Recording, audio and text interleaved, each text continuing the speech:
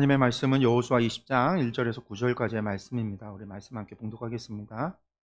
여호와께서 여호수아에게 말씀하여 이르시되 이스라엘 자손에게 말하여 이르기를 내가 모세를 통하여 너희에게 말한 도피성들을 너희를 위해 정하여 부지 중에 실수로 사람을 죽인 자를 그리로 도망하게 하라. 이는 너희를 위해 피해 보복자를 피할 곳이니라. 이 성읍들 중에 하나에 도피하는 자는 그 성읍에 들어가는 문 어귀에 서서 그 성읍의 장로들의 귀에 자기의 사건을 말할 것이요 그들은 그를 성읍에 받아들여 한 곳을 주어 자기들 중에 거주하게 하고 피해 보복자가 그의 뒤를 따라온다 할지라도 그들은 그 살인자를 그의 손에 내주지 말지니 이는 본래 미워함이 없이 부지 중에 그의 이웃을 죽였음이라. 그 살인자는 회중 앞에 서서 재판을 받기까지 또는 그 당시 대제사장이 죽기까지 그 성읍에 거주하다가 그 후에 그 살인자는 그 성읍 곧 자기가 도망하여 나온 자기 성읍 자기 집으로 돌아갈지니라 하라 하시니라.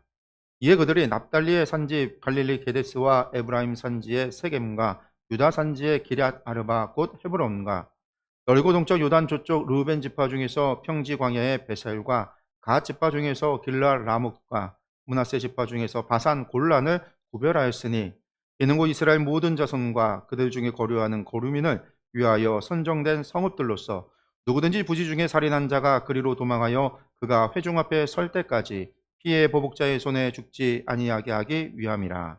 아멘. 네, 오늘은 은혜의 도피성이라는 제목으로요. 저희가 여호수아 20장 1절에서 9절까지의 말씀을 나누려고 합니다. 네, 계속해서 말씀드리지만 저희들이 매일 성경 통해서 매일매일 지금 여호수아 말씀을 묵상을 하고 있고요. 오늘은 여호수아 20장의 말씀이죠. 한번 말씀 본문 한번 내용을 보면은요. 모든 사람은 크고 작은 실수를 저지릅니다. 그에 대해 책임을 지는 것이 마땅하지만 만약 모든 경우에 동해보복을 내세우면 그대로 갚아준다면 이 사회는 어떻게 될까요? 아마도 끝없는 보복으로 가득한 피해 정글이 되고 말 것입니다. 예수님은 이와 같은 죄와 죄책에 끝없는 굴레를 스스로 끊어내지 못하는 인간을 구원하시기 위해 이 땅에 오셨습니다. 이 은혜의 혜택을 받으려면 한 가지 조건이 필요합니다. 최소한 자신이 죄를 범한 것을 인정하는 겁니다. 이렇게 가난한 심령을 품은 사람에게는 복수의 악순환을 끊을 도피성이 차별 없이 열려 있습니다. 이렇게 시작을 하죠. 네, 도피성이라고 하는 거는 이스라엘에 있는 특별한 제도입니다. 그 범죄자의 은식처가 아니라고 했는데 말씀 중에서 이제 1절에서 6절까지 보면 이 도피성 제도가 어떤 건지를 쭉 설명하고 있어요. 그 세운 목적이 뭐냐면 이 먼저는 이스라엘 백성을 위해서 만든 겁니다. 하나님의 백성, 하나님의 백성들을 위해서 만든 거고요. 그 가운데서 또 어떤 사람을 위해서 만든 거냐면 부지 중에 실수로 사람을 죽인 자를 보호하기 위해서라는 거예요. 여기서 이제 부지 중에라는 얘기는요. 부지가 뭐예요? 알지자 내가 알지 못하는 상황 속에서 그러니까 실수로 고의가 아닌 이런 게 다 포함되는 거예요. 내가 모르고 죽였다라고 하는 것도 있지만 고의성이 없는 고의적이지 않은 것 이런 것들이 다 포함된 건데 어 옛날에 이제 제가 그 유대인들 이스라엘의 가옥 구조를 한번 이제 성경 공부 때 그림으로 보여드린 적이 있는데 하나님께서 2층 난간을 2층을 만들면 난간 만들으라고 하는 걸 보면 나와요. 성경에 난간도 만들라고 했는데 보통 2층 집이 1층이 창고같이 쓰고 2층에 또 집을 만들어서 거기에 방 거주하고 2층 옥상이 마당, 2층의 마당이 되는 거죠. 거기서 인제 생활을 하고 뭘 하는데 실수로 거기에서 뭘 만지다가 떨어뜨려서 밑에 있는 사람이 맞으면 죽을 수 있단 말이에요. 옛날에 배너인가요?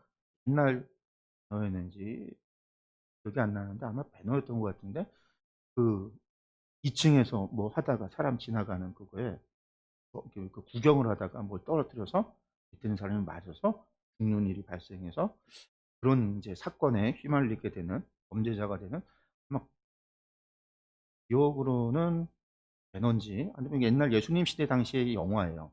거기서 봤었던 영화인데 장면인데 그런 일이 벌어지는 게 있어요. 그러니까 그런 거와 같은 부지중해라는 거예요. 부지중해. 사람이 살다 보면은 그럴 수 있죠. 고의성이 없이 일어난 사고가 있을 수 있단 말이에요. 고의적이지 않은 우리도 뭐 차 요즘 같은 경우 차를 몰다가 갑자기 급발진이 벌어지면 자동차의 오류에 의해서 급발진이 발생했을 때 사고가 나서 사람한테 인사사고가 일어나면 내가 고의로 한 거 아니지만 일어날 수 있다라는 거잖아요. 그처럼 부지 중에 지은 게 있을 수 있고 과거에는 또 그런 일들이 더 많을 수 있어요. 그리고 그것을 증명할 방법도 사실은 없어요. 나의 주장이지 상대가 받아들일 수 있느냐면 받아들이기도 힘든. 그래서 이게 사실은 과거에는 증명도 힘들고 주장하기도 힘들고 거기에다가 이제 주신 법 가운데 레위기 법 가운데 하나가 여기에는 이제 오늘 여기 매일 성경에는 뭐라고 되어 있냐면 동해보복이라고 했는데 동해복수법이죠. 그래서 내가 눈에는 눈, 이에는 이라고 하는 법이 있어요. 그래서 누군가를 생명으로 죽였으면 그 생명으로 갚아야 되고 하는. 근데 그것은 그 당시 이 율법이 주어졌던 주전 1400년 경에 주전 1400년 중동에 있는 대부분의 나라들이 가지고 있는 법이에요.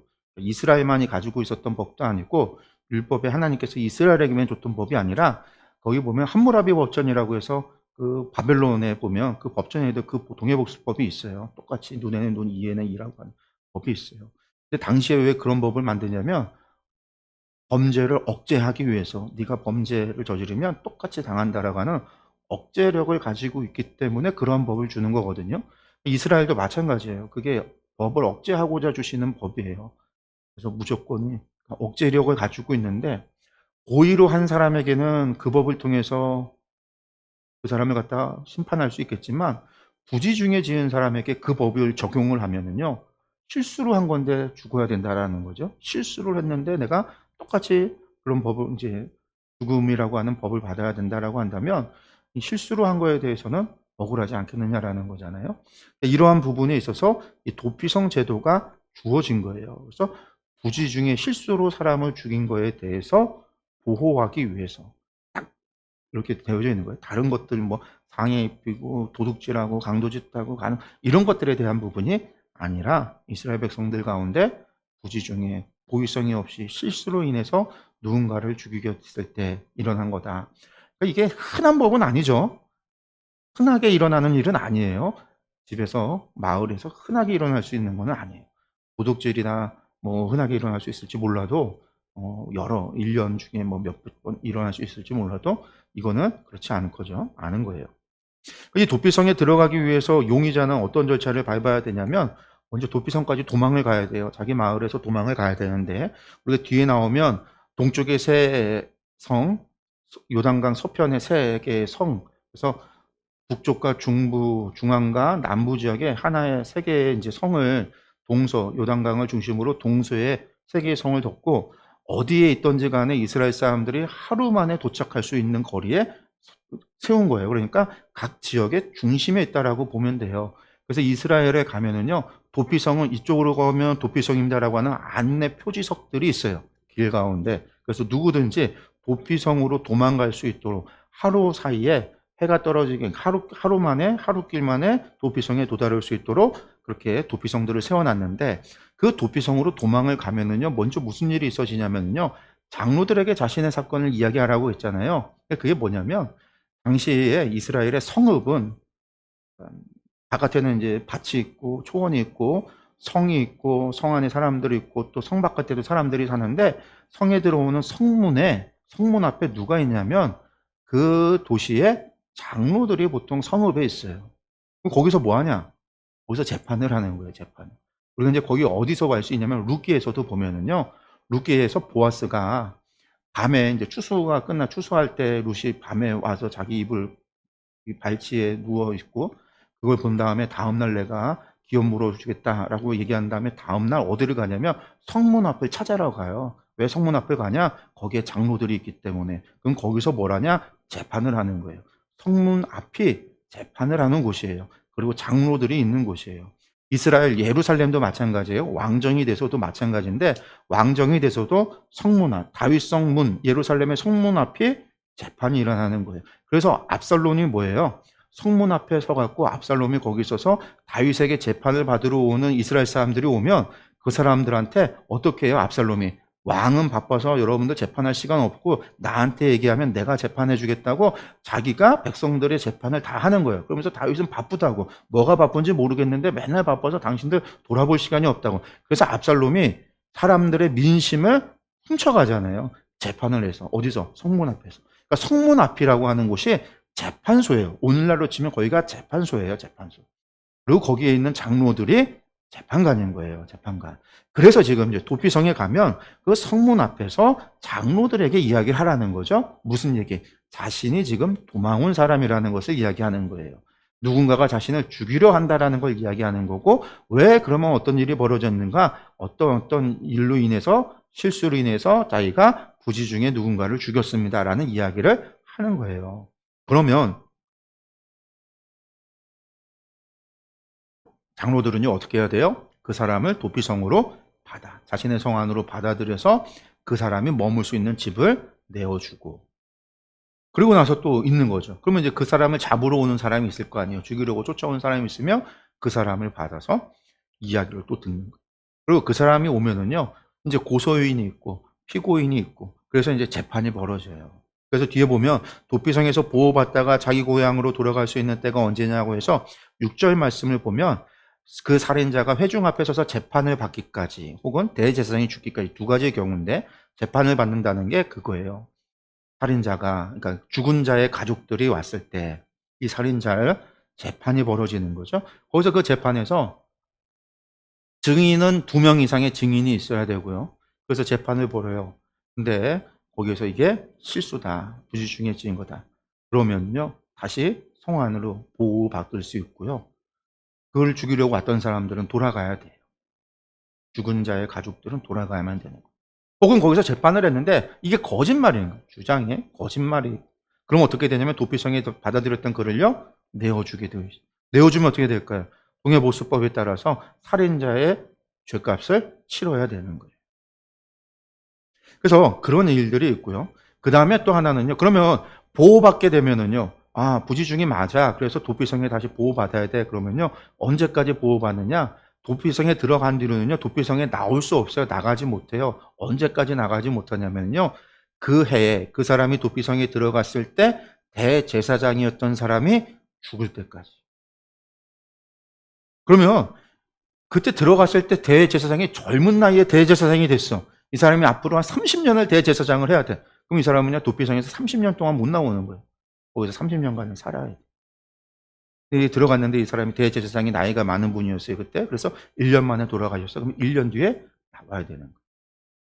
대제사장. 그럼 왜 이렇게 뒀느냐라고 할 때, 대제사장의 죽음을 통해서 이 사람의 죄값, 피값을 대제사장의 죽음으로 대속한다라는 의미가 있는 거예요. 마치 예수님의 죽으심이, 우리 그 죽으심의 피값이 우리의 대속의 제물이 되어지고 대속의 피값이 되어졌던 것처럼, 대제사장의 죽음을 통해서 도피성에 피하여 있었던 사람이 자유함을 누리는 거예요. 도피성에서 물론 자유로워요. 그 사람이 감옥에 갇혀 있는 건 아니지만 어떻게 보면 도피성이라고 하는 큰 성이 하나의 감옥이 돼서 도피성을 바깥으로 절대 나가지 못해요.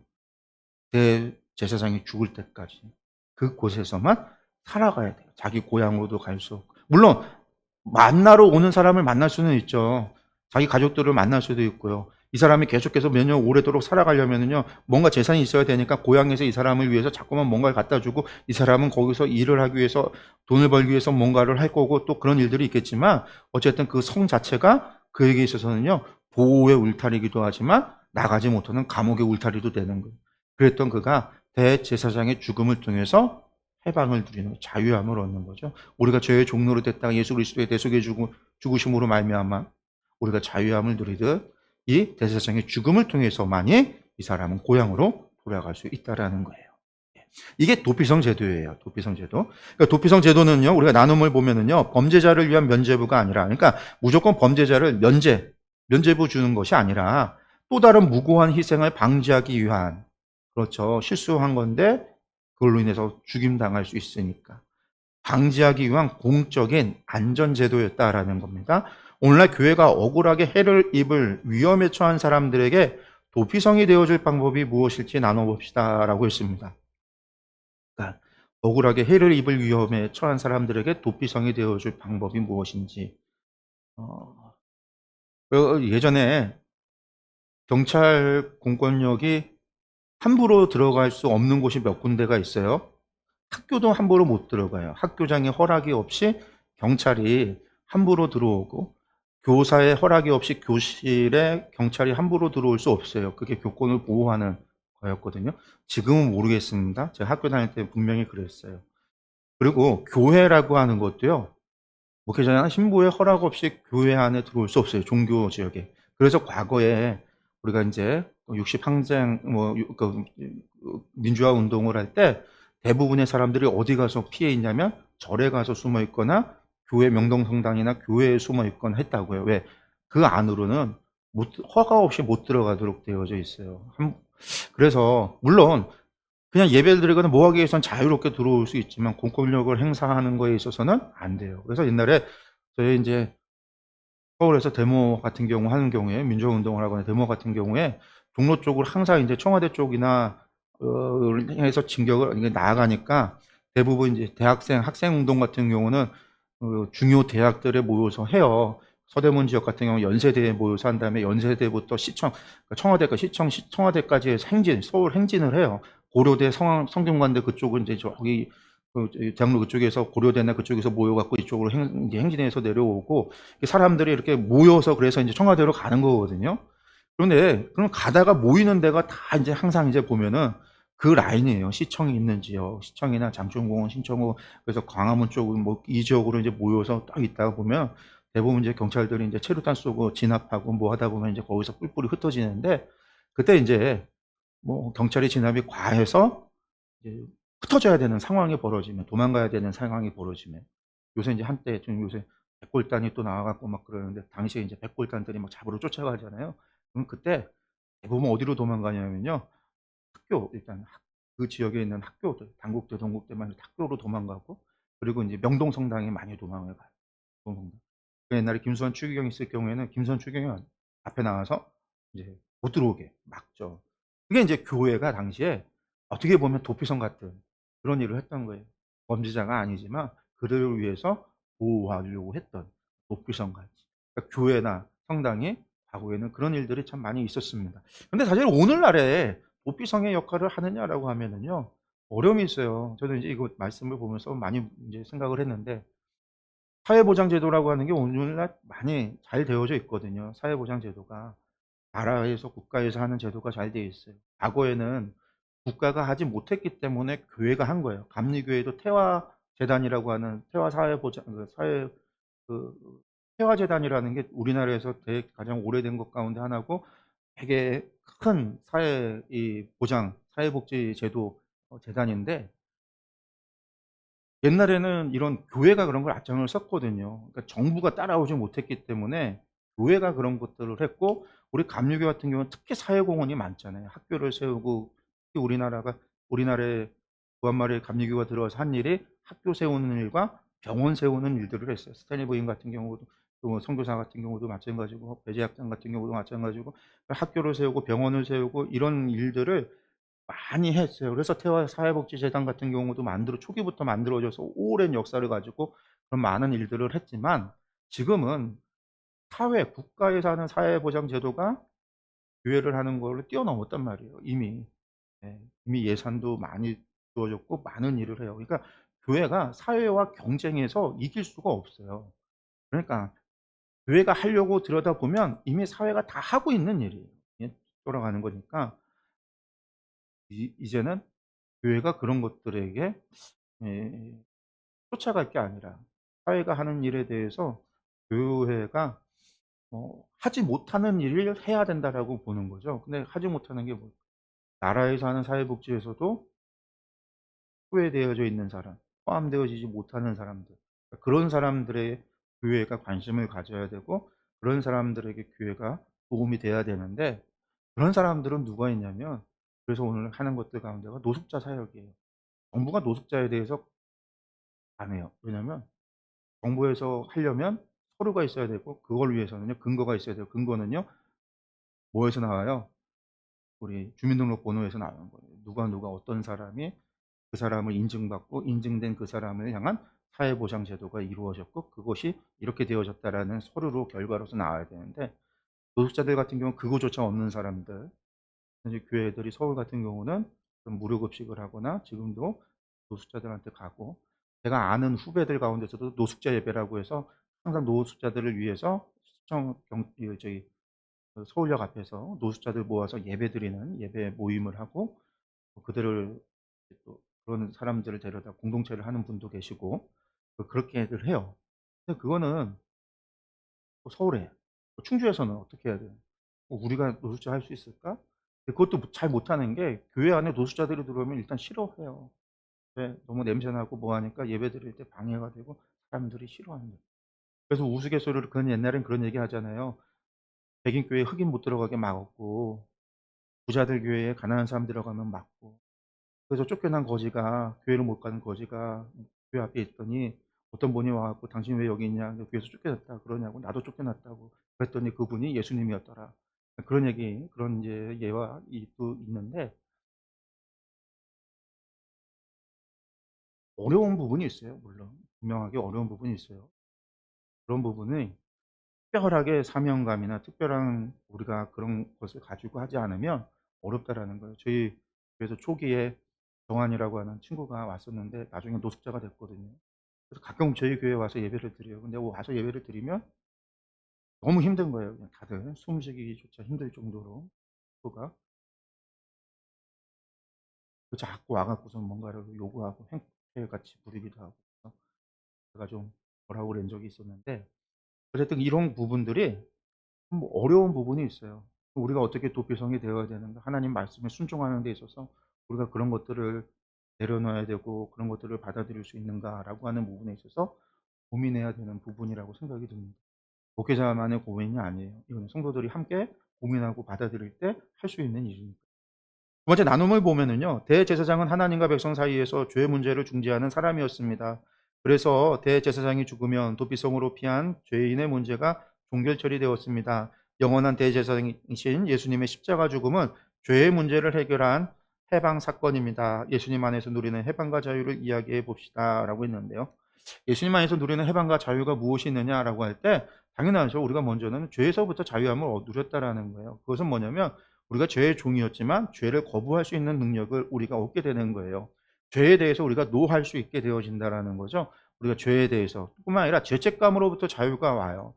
죄책감으로부터 자유라고 하는 것은 무엇이냐면 이건 방종하고 달라요. 내가 맨날 죄를 져 놓고선 죄책감을 갖는데 거기서부터 자유하게 돼서 죄를 더 짓는다. 그런 얘기가 아니라 이건 로마서 5 장에서 사도 바울이 한 얘기잖아요. "은혜가 크니까 죄를 더 짓겠느냐." 아니다라고 얘기했던 것처럼 이건 그것과 다르게 신앙생활을 오래 해도요. 자신은 죄인입니다. 나는 구원받지 못할 거야. 이런 죄책감을 갖는 사람들이 있다라는 거예요. 저희 외할머니가 신앙생활을 조금 늦게 하셨어요. 저희 어머니가 먼저 믿고 나중에 저희 외가 식구들이 믿게 되어졌는데 외할머니가 믿고 나서요. 그전까지는 아주 독실한 불교 집안이었죠. 근데 믿고 나서는요. 하루에 5번씩 기도를 하고요. 교회에 매일같이 말씀 보고 성경 보고 찬양과 예배 그러니까 기도만이 아니라 예배를 5번을 드리는 거예요. 눈을 뜨면 하루 종일 예배드리고 교회를 섬기고 그렇게 열심을 했어요. 그런데도 불구하고요. 그 할머니가 외할머니가 나이가 80 넘어가면서 무슨 얘기를 하냐면 "난 천국에 못 갈 거야. 천국에 못 갈 거야." 왜 그러냐면 과거에 자신이 그렇게 부처 우상 숭배하고 절간을 다니고 또 어머니가 교회 다녔을 때 어머니 교회 다닐 때 그렇게 구박을 했어요.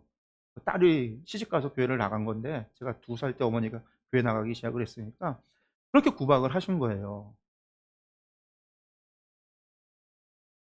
그랬던 게 죄책감이 온 거죠. 그래서 '나는 못 갈 거야.' 그랬는데 꿈에 예수님이 나오셔서 할머니를 모시고 천국 가는 꿈을 꾸신 거예요. 그 꿈을 꾸고 나서야 제가 인제 '천국 가는 거다.' 신앙생활을 그렇게 그러니까 뭐 오래 하셨죠. 늦게 하셔도 한 20년 이상은 신앙생활을 한 거니까. 그 20년 동안 매일 5번씩 예배를 드리고 성경 보고 하루 온종일 하는 일이 찬송 부르고 기도하고 말씀 보고 하는 일이었으니까. 그렇게 신앙생활하고 그렇게 많이 교회를 또 섬기고 또 헌금도 많이 내셨어요. 선교사들이나 좀 그런 교회들을 돕는 일에 엄청 많이 하셨어요. 그런데도 불구하고 죄책감. '나는 천국 못 갈 것 같아. 나는 지은 죄가 너무 많아.' 라고 하는 거로부터의 자유를 얘기하는 거예요. 거기서부터 우리는 해방이에요. 그러니까 죽은 뒤에 지옥을 갈 거라고 하는 두려움으로부터의 자유함인 거예요. 나는 천국에 대한 소망이 있는 거죠. 그러니까 뭐예요? 죽음을 두려워하지 않는 거예요. 죽음을 두려워하지 않으니까 종교인들이 무섭죠, 종교인들이. 죽음을 두려워하지 않으니까. 천국의 소망을 가진 사람이 가장 무서운 거예요. 예, 도피성은 누구나 어디서나 쉽게 접근할 수 있어야 합니다. 있습니다. 그래서 7 절에서 9 절까지 도피성이 세워진 장소들을 이야기하는데요. 우리 한번 지도를 한번 보시면은요. 네, 제가 지도를 준비했는데 예, 이스라엘의 지도입니다. 여기 보시면은요. 맨 밑에 그러니까 요단 강을 정해서 왼편과 오른편 그러니까 동쪽과 서쪽에 있는데 맨 아래 유대 산지, 유대 지역이죠. 유대 산지의 헤브론, 그리고 에브라임 산지의 세겜, 그리고 납달리 지파 이 갈릴리 산지의 갈릴리 게데스. 그리고 이제 동쪽으로 가면은요. 여기가 바산 골란이에요. 므낫세 지파의 바산 골란. 그다음에 이제 길랄 라못이죠. 갓 지파의 길랄 라못. 그다음에 이제 베셀, 르우벤 지파의 베셀이라고 하는 곳인데 이게 북쪽 지역, 중부 지역, 남부 지역에서 이 세 군데의 도시를 이 도피성으로 세웠고요. 이 도피성을 통해서 이스라엘 사람들이 하루길에 어디에 있든지 간에 하루길이면 각각의 도시, 가까운 도시 도피성으로 갈 수 있다라는 겁니다.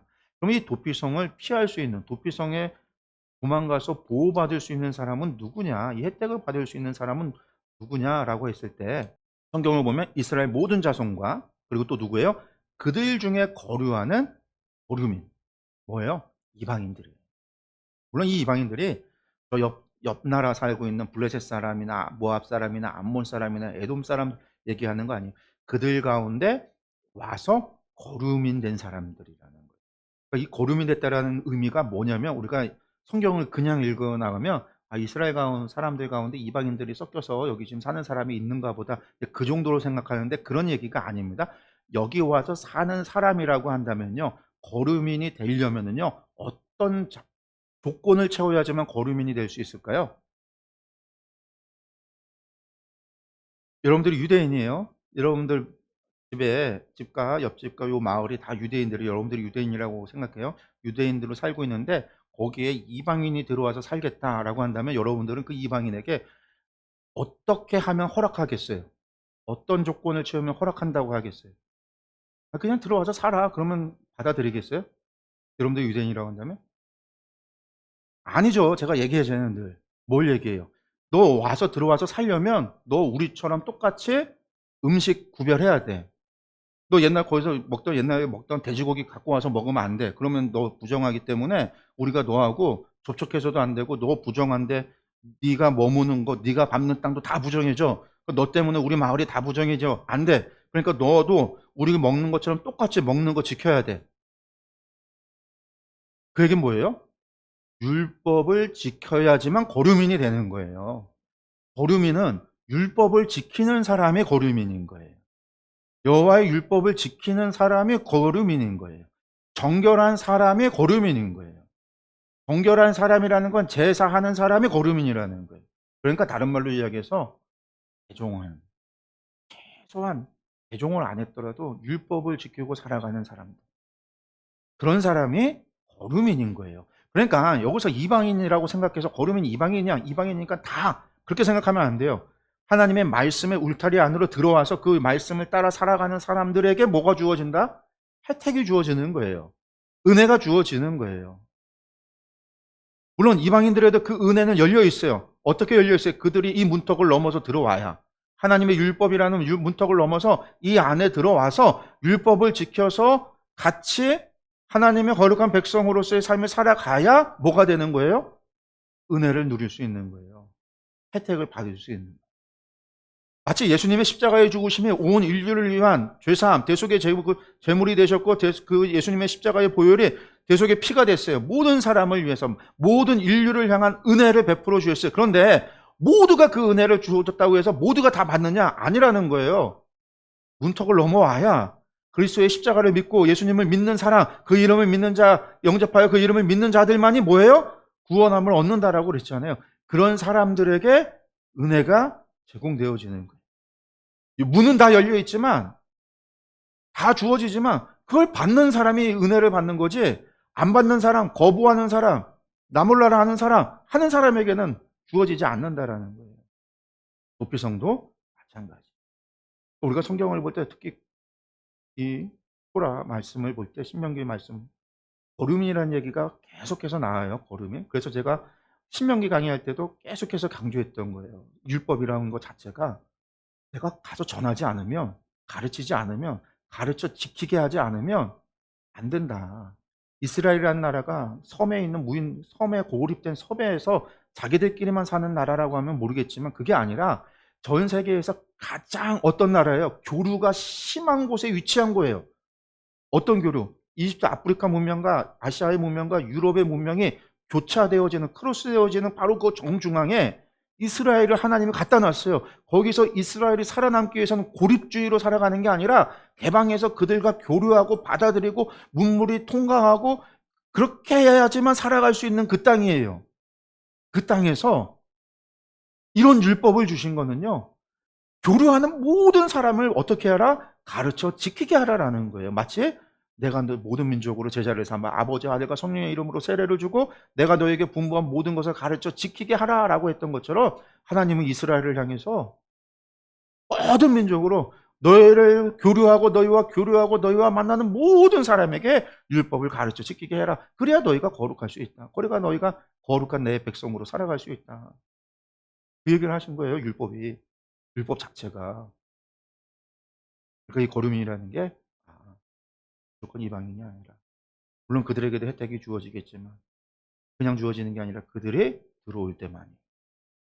세 번째 나눔입니다. 도피성은 어디서나 하루 안에 도착할 수 있을 정도로 가까워야 하고 누구에게나 열려 있어야 했습니다. 하나님 도피성 혜택을 이스라엘 땅에 거주하는 모든 사람에게 차별 없이 허락하셨습니다. 교회가 위기에 처한 사람에게 가까이 다가가기 위해 어떤 방법을 구원할 수 있을지 이야기해 봅시다. 어떤 방법을 고안해낼 수 있을까요? 교회가 할 수 있는 일은 사실 적어요. 큰 교회, 뭐 대형 교회 같은 경우야 할 수 있는 일이 많이 있겠지만 이 작은 교회들 같은 경우 우리 교회 같이 할 수 있는 일들이 많이 없죠. 그 가운데 우리가 할 수 있는 것 가운데 있다라고 한다면 그건요. 사실은 우리가 네트워크를 만드는 거예요. 그걸 통해서 소개해 줄 수 있는 도움의 손길을 알아볼 수 있는. 저희 같은 경우도 충주에도 그런 게 있어요. 그 노숙자들을 위해서 묵을 수 있는 집이 있어요. 시청에 연락을 하면 그 잠을 자고 생활할 수 있는. 물론 이제 그곳도 쉽지는 않아요. 왜냐면 노숙자들도 서열이 있더라고요. 또 서열이 있어요. 그래서 약하면요 괴롭힘 당하고요. 그 안에서 또 그런 게 있어요. 그래서 그 정한군도 거기 소개받고 갔었다가 하도 괴롭힘 당해서 또 나왔다고 하고 그런 일들이 있었는데 물론 어쨌든 그럼에도 불구하고 시청이나 이런 데 알아보면 그런 부분 잠잘 수 있는 이렇게 추운 겨울 같은 경우는 도움을 받아야 되는 그런 그런 그런 보호시설도 있고요. 보호시설. 또 그런 사람들을 위해서 일을 주선해 주는 그런 것들이 있어요. 그럼 최소한 우리가 그런 것들에 대해서는 교회가 알고 있어야 돼요. 그래서 도움을 줄 수 있도록. 사람들 가운데 도와달라고 오시는 분들이 많아요. 저희 교회에서도 가끔 올 때가 있어요. 옛날에 황금 빌딩에 있을 때 진짜 일주일에 몇 번씩 사람들 와서 도와달라고 하면 물건 사달라고 하면 사주고 막 그랬더니 한 번 사주면 소문이 나요. "저기 잘 사준다. 저기가 사준다." 그러면 계속 몰려들어요. 별의별 사람들이 다 와요. 그래서 이게 도와주는 것도 한계가 있고 사주는 것도 한계가 있고 그래서 어 그 뒤로는 잘 안 했는데 돈 주면 또 가서 술 먹고 또 하니까 먹을 될 수 있는 대로 뭐 오면 먹을 거를 주든가 마실 거를 주든가 먹을 거를 주든가 그거 외에는 소개를 해 주거나 도움이 필요한 것에 소개를 해줄 수 있는 그런 것들을 우리가 알고 그렇게 좀 네트워크를 만들어 놓으면 좀 할 수 있는 방법이 있지 않을까라는 생각을 좀 해 봅니다. 네. 그러니까 인제 도피성이라고 하는 거를 오늘 은혜의 도피성 여호수아 말씀 통해서 우리가 함께 나눴어요. 많이 해 주고 잘 해 주면 좋죠. 해 주면 좋아요. 그러나 이 힘과 여건이 또 부족하니까 그 안에서 우리가 할 수 있는 것만 생각을 하고 또 기도하고 관심 어떤 무관심해서는 안 되고 관심을 가지고 그래야 될 걸로 믿습니다.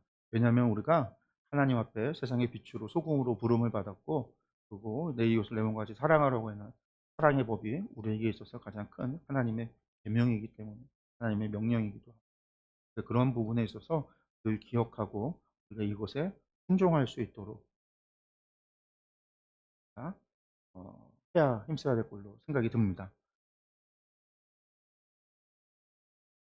저희 교회 선교하고 있는 거 선교 선교사 두 가정이 있어요. 그 두 가정에 대해서 제가 인제 선교 편지를 받거든요. 선교 편지 받고 이 주보에도 두 가정 이렇게 해 놨거든요. 써 놨는데 생각이 나실 때 또 선교사들을 위해서 기도해 주시고, 또 '아 교회가 작지만 또 하고 있구나.'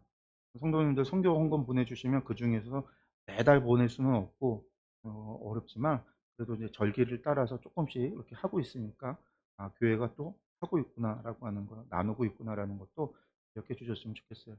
하고 있으니까 기억하시고 또 이것을 위해서 기도하는 저희 모두가 되기를 소망합니다. 네, 기도하겠습니다.